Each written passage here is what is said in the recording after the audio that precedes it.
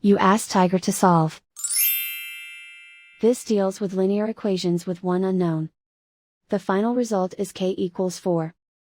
Let's solve it step by step. Group all constants on the right side of the equation. Subtract 17 from both sides. Simplify the arithmetic.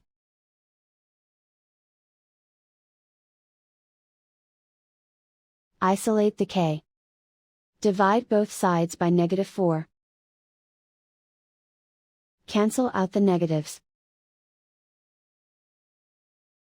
Simplify the fraction. Cancel out the negatives. Find the greatest common factor of the numerator and denominator. Factor out and cancel the greatest common factor.